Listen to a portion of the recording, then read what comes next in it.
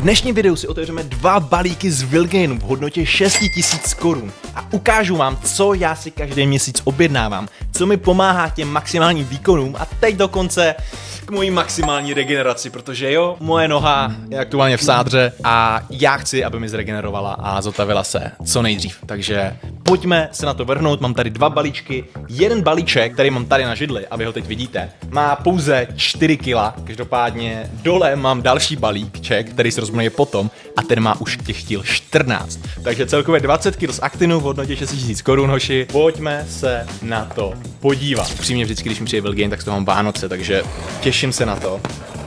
Nepoškodit nic je uvnitř, zároveň se u toho nepořezat, hoši. Jo, už tady vidím, co tady je, já bych vlastně taky teďka. Hoši, to nebude žádný překvapení. Takže hoši, na začátek, jo. Na začátek tady mám klasický popcorn. Už je hotovej, oproti klasickému popcornu je tenhle fajn, že je s olivovým olejem a já teď, jak jsem v dietě, nebo minimálně jsem byl doteď, tak ten popcorn má hrozně málo kalorií. Tohle jedno má 200 kalorií na celý balení, takže já jsem si třeba večer, když už jsem měl méně kalorií, měl jsem na něco slavného chuť, tak jsem si vždycky vzal jeden pytlíček tady popcornu, který je v biokvalitě, zase úplně super. Vzal jsem si teda zásobičku, takže myslím, že tady mám 6 kusů, takže já to takhle naházím všechno do zádu a posuneme se dál. Každopádně jako popcorn za mě úplně super do diety, takovej cheat code. Co teďkon? Tady mám dál. A to ke mně samozřejmě neodmyslitelně hoši patří. Vilgain toasták. Dřív tam měli takový jinačí, ten mi zas tak nechutnal, ale tohle je přesně organický sandwichový bread a zase má strašně dobrý složení, myslím si, že je s kváskem, takže ten toast je extrémně dobře stravitelný, některý pečivo, klasicky to v obchodě je to levnější, tak není zas tak ideální, neměli bychom ho konzumovat zas tak často, samozřejmě jednu čas nevadí. A já, jelikož toasty fucking často a záleží mi na tom, co do svého těla dávám, tak tady mám tyhle toastíky, 400 gramový, 3 balení, ještě jedno mám tam, z kterých si ty toasty dělám a hrozně mi to vyhovuje. Většinou mi ty 3 toastáky na ten měsíc vystačí, občas mi dojdou. No a to bude z té krabice všechno. Takže tuhle krabici, hoši, hodím tady vedle. Tohle byl zatím takový rychlý otevření. Ta větší krabice s víc zajímavými věcmi teprve přijde. Tadyhle, co mi přišlo, tyhle malé krabice, já už jsem si toho všiml, co to je, ale to je taky další věc, kterou objednávám pořád, protože je to takovýhle hezký pack, takhle to vypadá, konzervičky kuřecích mas. To mám hrozně rád. Je to 100 gramů kuřecího masa, vesměs je to v nějaký vodičce, ale vůbec to jako vždycky jsem měl strach z konzervy, cokoliv jíst, že to není úplně dobrý. Tak tohle fakt za prvý dobrý je, za druhý se toho vůbec nebojím, protože to je fakt maso, vypadá to hezky, jsou to fakt jako kousky kuřete.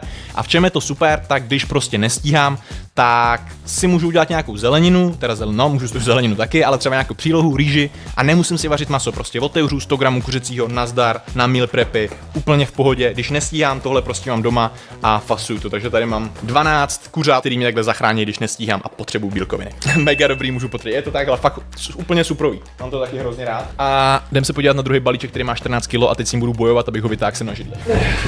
Když to nebude těžký. No i když. Kdybych se mu zapřít tou druhou nohou, je to lehčí. Let's go. Tohle, hoši, to už je mace. A tam bude trošku těch věcí víc. Hoši, já nevím, jo, už tam taky vidíte, ale to, co na mě teď vykouklo, tak to je masakr. Tak to se mi líbí. Já upřímně nevím, čím začít. Už tady teda vidím, zase jsou tady konzervičky. To mám tady ještě teda jsem si vzal krutí maso. Ať to mám trošku pestřejší, ať nejím jenom kuřecí, takže jsem si vzal tyhle konzervičky krutýho. Takže to je takové jakoby fakt každý měsíc úplně stejná objednávka. Tak potom, co? Tak tady mají nějakou novinku, hoši. A to jsou elektrolyty.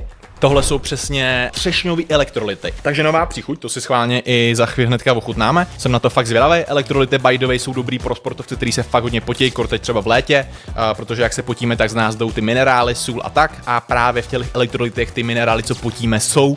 A když jsme dehydratovaní, máme i málo těch minerálů, tak ty výkony jsou dobrý. Takže tímhle to můžeme doplnit a jsem na to zvědavý. Tak to mi chutná. OK. Tohle je jedna z těch nejlepších příchutí. Přímě ty příchutě těch elektrolytů drinků jsou úplně všechny suprový, ale tohle chutná tak nějak, jak jsem si to představoval. Je to takovej, no taková ta prostě višňová příchuť a je to fakt dobrý. To si tady nechám, protože já ty elektrolyty teď taky chci doplňovat, tím jak podle mě moje tělo teď těch elektrolytů hodně spotřebuje na tu regeneraci. No, a teď v té regeneraci jdem pokračovat. Dál jsem si tady objednal Vilgain Joint Support, takže logicky mám prostě špatný kloub.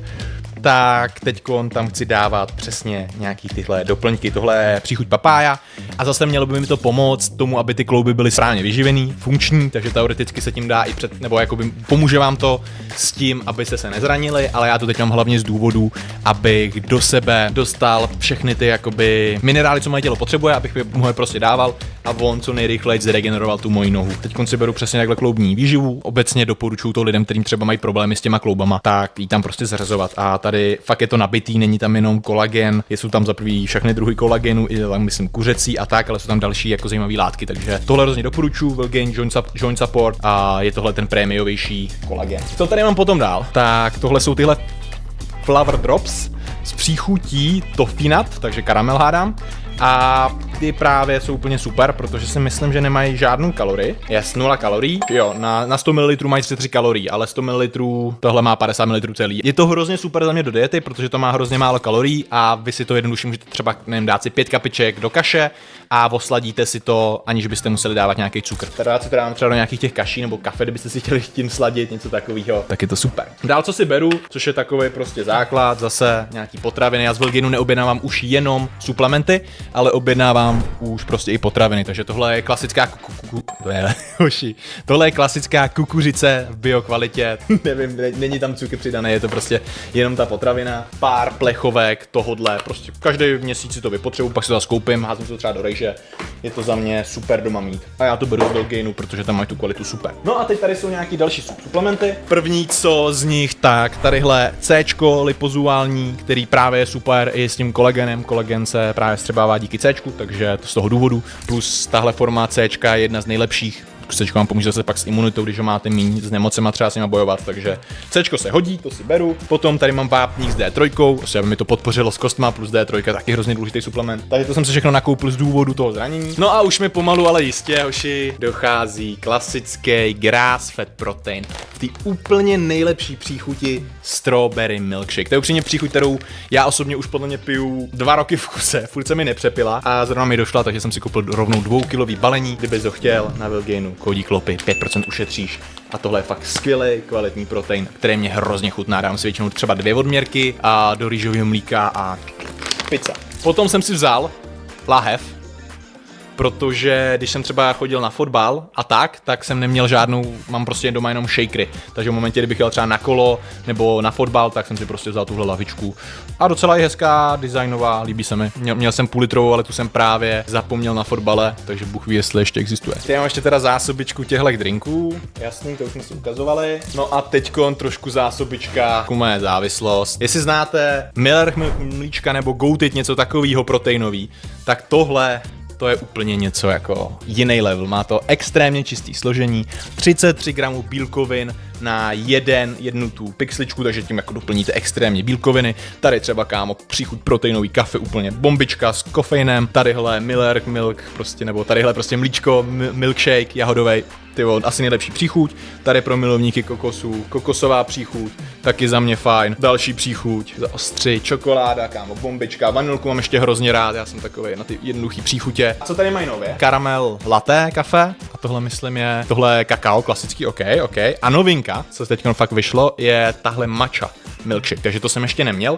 A právě bych si dal celkově, když jsou teď mi přijde hrozný trend tyhle proteinový mlíčka, vys třeba Goated a tak bych si dal právě dneska i na streamu ochutnávku těchto všech, protože sám jsem se je nikdy takhle jako naraz neochutnal a rád bych se zhodnotil, který je fakt nejlepší. A protože mi to přijde tohle jako fajn zdroj bílkovin. To jsou trošku dražší, ale mám je hrozně rád a fakt jako když po tréninku přijdu a mám hrozný hlad, tak tohle je prostě taková fajn svačinka, doplním tím bílkoviny, chutná mi to jak blázen, je to studený, kámo, 10 z 10 po tréninkový snack. A kde pak máme těsta na pizzu nebo tortilla wrapy? Hele, tortilla wrapy ty si přiznám, ty neberu, ale pizza base myslím, že mám, protože já si vždycky tak udělám nějakou zásobku a pak jenom doplňuju, že taky dneska nepřišel kreatin a další vitamíny, protože mám doma zásobu a nemusím každý měsíc dokupovat. No a tohle byl můj unboxing za 6000 korun. Doraž za náma na Kick a zároveň dej like a odběr na tohle video. A vidíme se u dalšího. Čus.